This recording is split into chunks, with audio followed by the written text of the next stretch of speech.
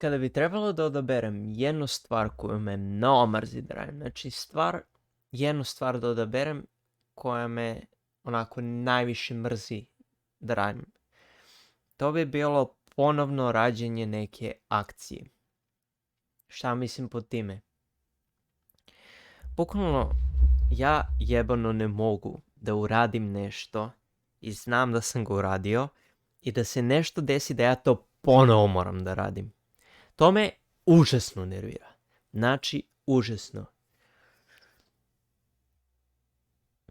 A sad ću da vam primjer.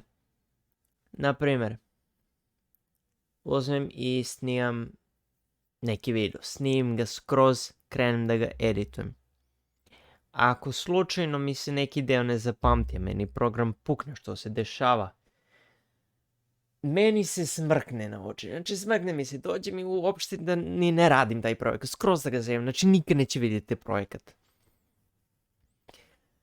Nekako se namužim da ga uradim, zašto znam da mi treba taj video i to sve, da sam ga već snimio i to. Ali, da je neka ne toliko bitna stvar da se završi i da mi pukne, pa to neće vidjeti svetlost dana, pa da me bičuju da ga radim. Šalim se, namužio bih se da ga uradim, ali brate, no me napije. Tipa, kad sam s Peconijem i pravimo neku bangericu, neku pesmu, on napravi to sve, ne zapamti projekat, šta već, pukne. I ja onako čim pukne, ja onako već se vatam za glavu. Ja nema ništa od toga. Znači, mene zamrzi, što ja ništa nisam radio. Znači, samo sam mu pričao šta želim, ništa nisam radio. Mene već zamrzi ono kao da, dečko uzme, upali program, sve to već remake-uje, ja onako, Delo mi je to zato što ja uvijek smatram da kad ga prvi put radim da je to perfektno. I onda kad mi pukne, ja onako, sam moram sve to isto ponovo da radim. I nije sad samo za edit ili za to sve.